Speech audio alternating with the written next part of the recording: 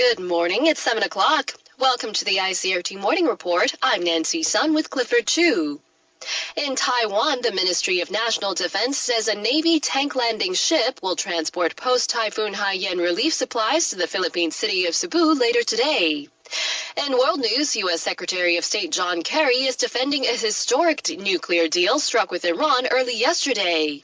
In business, Wall Street is coming off a record trading week and faces a shortened trading week due to the Thanksgiving holiday Thursday. And in yesterday's action from the Super Basketball League, the Dashing Tigers beat Taiwan Beer 81-75.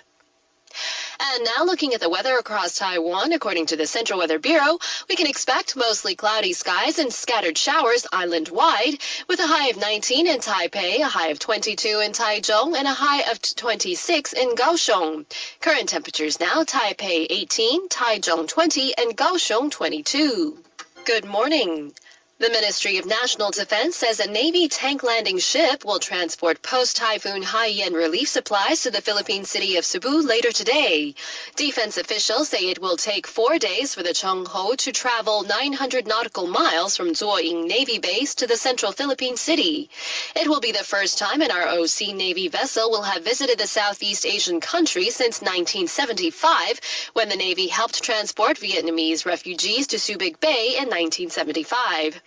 The Ma administration has so far donated $200,000 in financial aid and sent 150 tons of supplies collected by charity groups via military cargo planes to support relief efforts in the typhoon-affected areas of the central Philippines. According to officials, the government and civic groups here in Taiwan have contributed funds and supplies worth more than 190 million NT to Manila as of last Thursday. The Ministry of Foreign Affairs says it will continue to adhere to President Ma Ying-jeou's policy of flexible diplomacy despite the recent severance of diplomatic ties with the Gambia. According to the ministry, the ending of ties with a longtime West African ally was both shocking and regrettable, but the severance of ties was not due to the flexible diplomacy policy.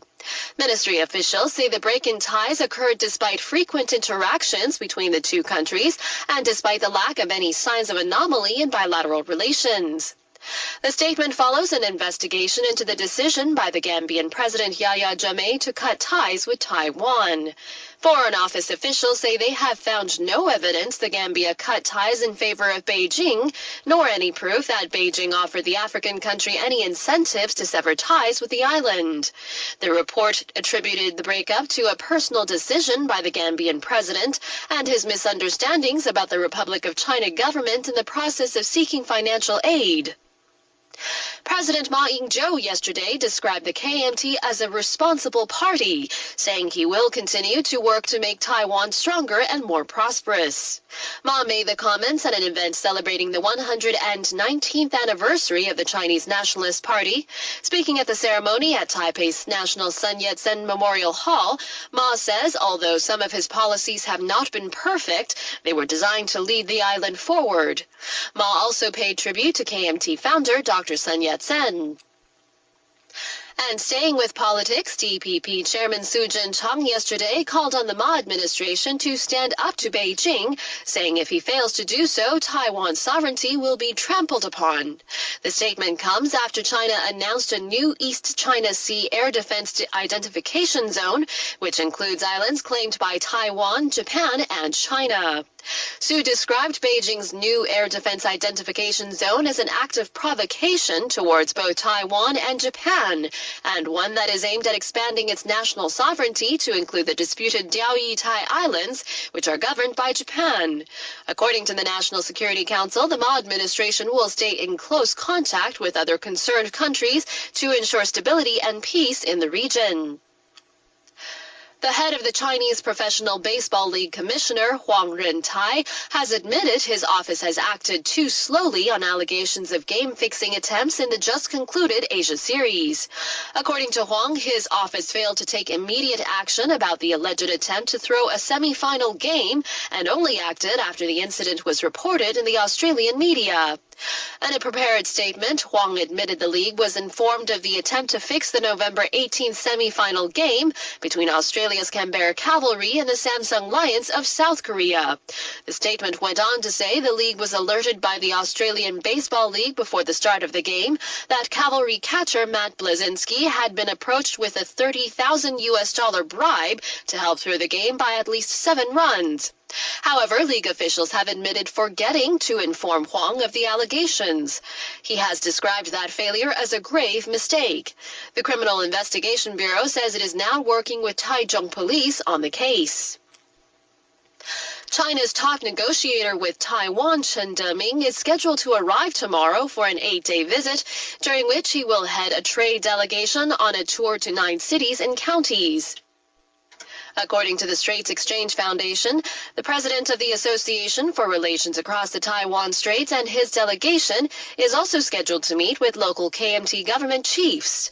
The government says the visit by Chen's delegation is aimed at promoting cross-strait trade and economic cooperation. The delegation's itinerary includes visits to Xinji, and Pingdong, Kaohsiung, Tainan, and Jiayi. It will return to China on December 3rd. Former Vice President Vincent Hsiao is heading a group of 16 Taiwan business leaders promoting bilateral trade ties in California, the last leg of a U.S. trip. During the meeting with leaders of the Taiwanese Chamber of Commerce of North America, Hsiao said, along with exploring the China market, the Ma administration also attached great emphasis to its traditional trade partners, especially the U.S. Hsiao and his delegation visited New York and Washington, D.C. last week, where they met with members of the U.S. Congress and business leaders. The delegation will return to Taiwan tomorrow. President Ma Ying-jeou yesterday called on the family home of Wang Chu-ching, the brother of Legislative Speaker Wang Jingping, to express his condolences to his passing earlier this month. Wang's elder brother died on November 2nd of lung cancer at the age of 82. Ma was accompanied by KMT Secretary General Chen Yong-chuen and paid tribute to Wang Chu-ching at the family home ahead of the funeral. The Legislative Speaker was also there. Thousands of people flocked to Taipei City's mass rapid transit system yesterday to ride the newly inaugurated Xingyi Line. The line extends the MRT travel in the capital from downtown areas to Xiangshan. According to the city's metro company, the new line carried more than 84,000 passengers during its first 7 hours of operation yesterday. Metro company officials say the new line will help raise the system's overall ridership.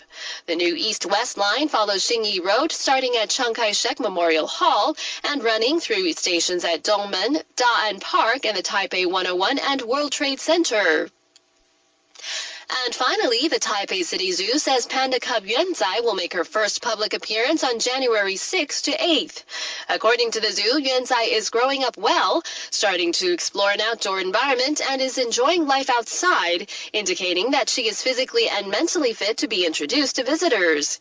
In preparation for her debut appearance, the panda has been brought repeatedly to the outdoor playground to get familiar with actions like taking a stroll and climbing up and down.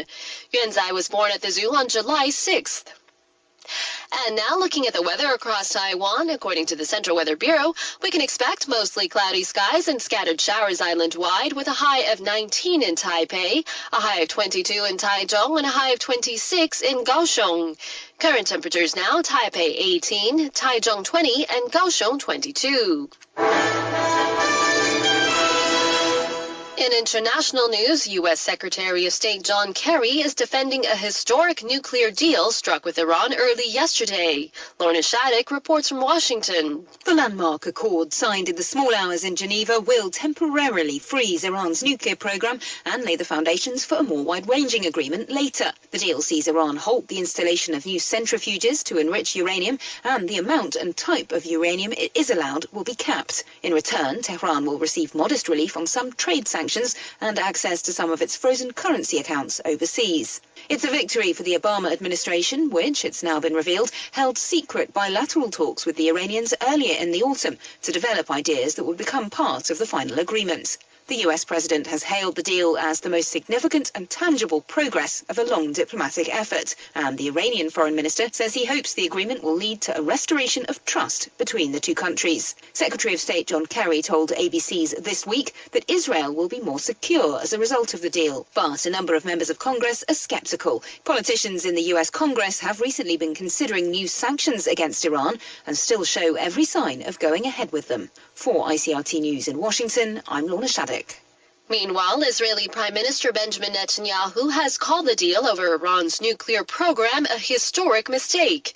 Speaking at a cabinet meeting yesterday, Netanyahu says his country will not be bound by the agreement.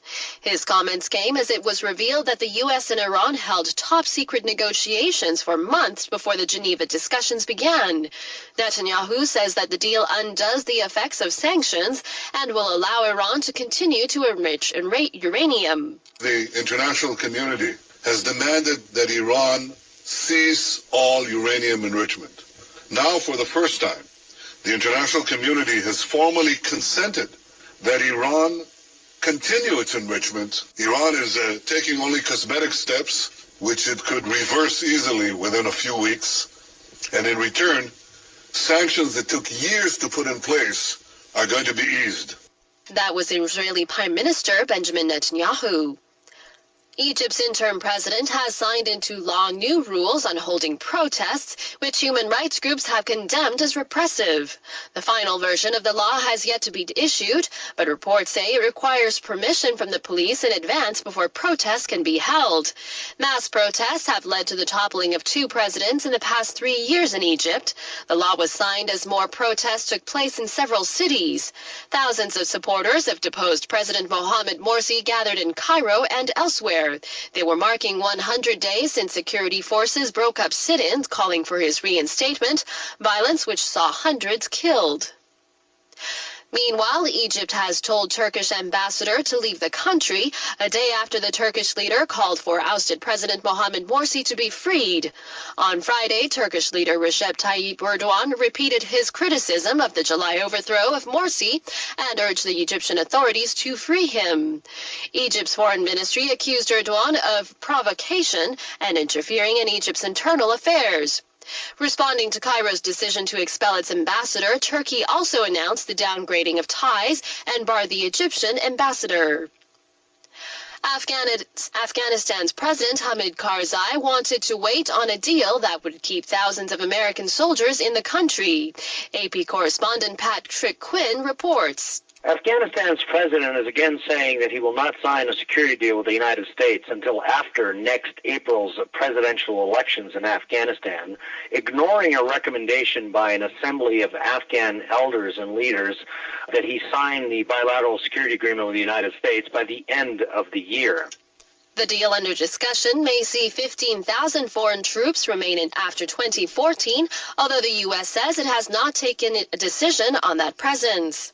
The bilateral security agreement also has to be approved by the Afghan parliament.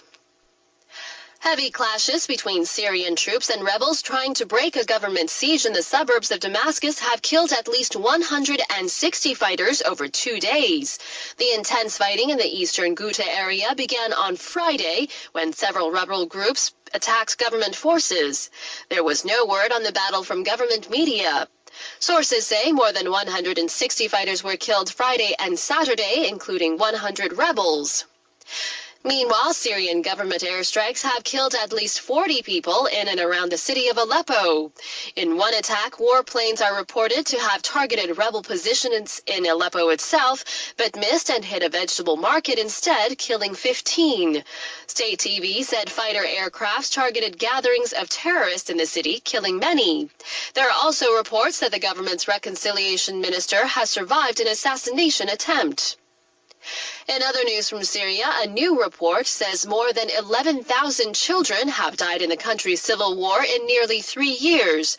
The London-based Oxford Research Group think tank examined data from the start of the conflict in March 2011 to August 2013. The report says the majority of children had been killed by bombs or shells in their own neighborhoods. Of the over 11,000 victims aged 17 and under, almost 400 were killed by sniper fire. Some 764 were summarily executed, and more than 100, including infants, were tortured. Boys outnumbered girls among the dead by around 2 to 1. Boys aged 13 to 17 were most likely to be the victims of targeted killings. The organization is calling for fighters to be trained in how not to put civilians' lives at risk.